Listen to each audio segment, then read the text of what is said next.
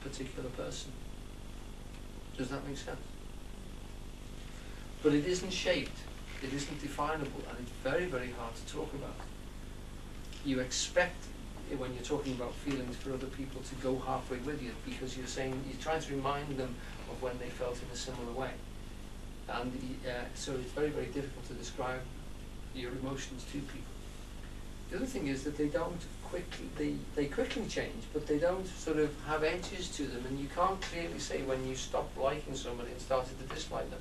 It might have been something that they did which changed the feeling for you, but often feelings will change very slowly like the tide does, and you can't quite be sure whether it's coming in or going out. And that sort of is the relationship that we have here.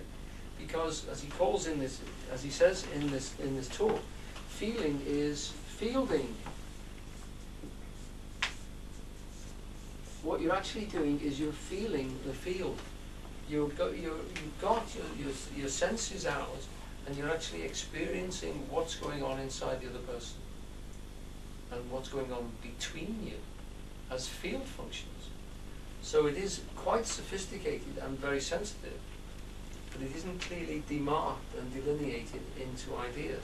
You can try and describe it, but that's a separate order of doing. And he goes on to talk about how you do that later on. But that fielding level is functionally distinctly different from the ideas. And the drive level, again, is literally either push, you're doing it, or you're not doing it. That is literally do or not do. Whereas he would often say you either do, it's either doing it, or it's asleep. It's only got two levels. People do it, or it's asleep. And that's the level at which he considered that drive aspect was doing it. It's either switched on, or it's switched off. And so you've got do or not do. Sorry. And that's the level at which it's working on. This is plus and minus. And this is literally, it's five senses. You'd often draw it like that. There's a pentacle with a common sense in the middle. So you've got all your five senses of seeing, hearing, tasting, touching, and smelling. And you've also got the common sense which adds them all together and forms them into shapes. And it can represent those shapes to itself and manipulate them. So if you were talking about this level, you could sort of say, well, at this level here, you'd expect a creature there literally to be programmed almost like a machine. At this level here, you'd have it being able, because it's more sophisticated in the way it can respond, it will have relationship will either be positive towards a creature or negative about it. Will have feeling levels for it, and they will be fairly sophisticated, so that you can have a relationship with a dog that you couldn't have with a snake. Because with a snake, it's either hungry or it's asleep. You don't have many other levels than that. With this thing, since we're talking about something which exists in company, and actually as a pack or a herd animal, there are relationships which can be built up between them. At this level, we can have all manner of conversation, we can have all sorts of interest and levels of hobbies, etc., that we can be discussing with. So this is getting to be more and more sophisticated as we come up that chain of the spine, if you like. Having said that, Eugene, although in other talks, in this particular talk, he's not talking about a spinal thing at all. This is me sort of going off and linking it up with other ideas, which I know he actually considered and discussed, and he actually placed these along the spine in his other talks and in the other talks about levels of being. Right. Okay. I'd like you to draw attention now to quote number 3. Anybody else like to do a read? Hefsey, would you like to read this one? Now this is two psychologists talking about the human brain in exactly the same language as we've just been discussing. See? We have mentioned that all 3 layers of the brain interact. The layers are connected by an extensive 2-way network of nerves. Ongoing communication between the neocortex and the limbic system links thinking and emotions. Each influences the other, and both direct all voluntary action. This interplay of memory and emotion, thought and action, is the foundation of a person's individuality.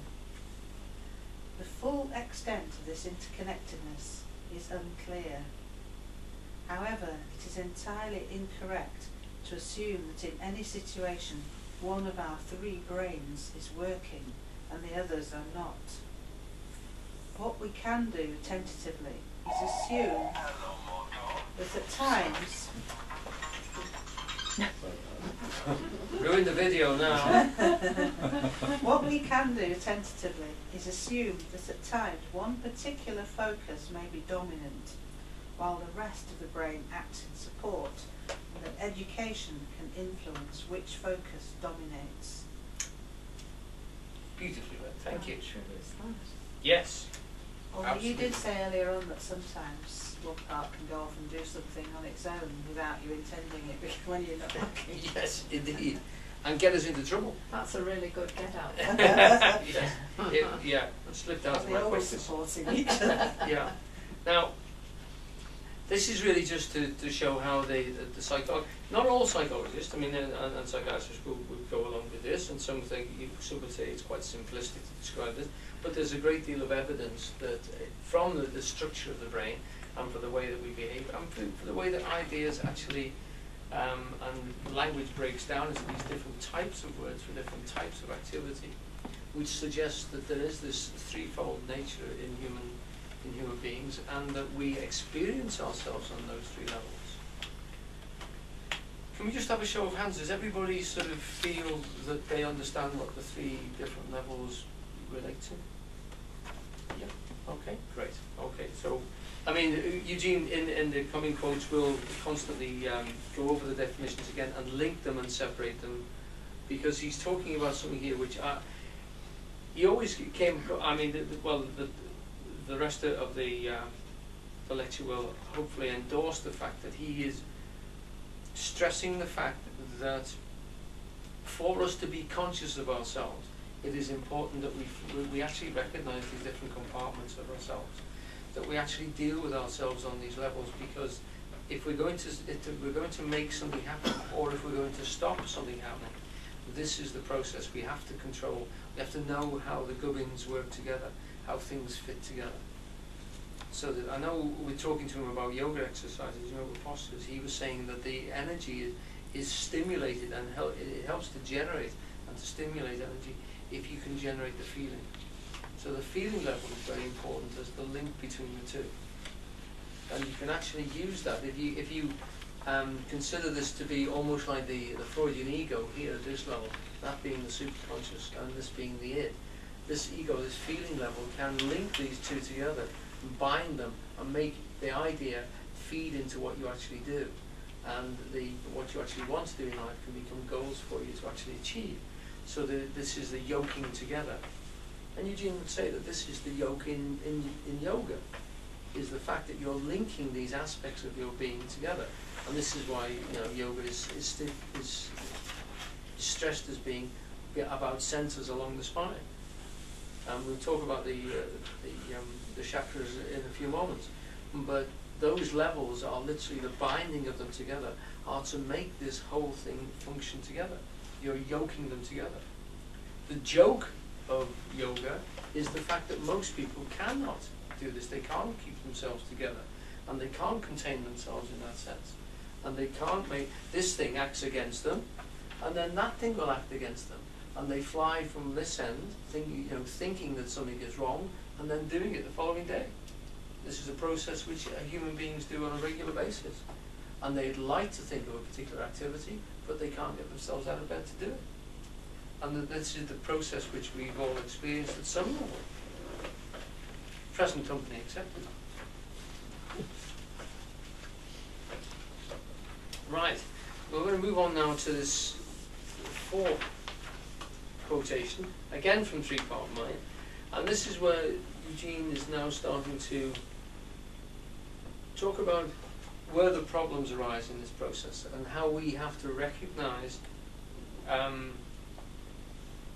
where the glitches, if you like, can occur in this system.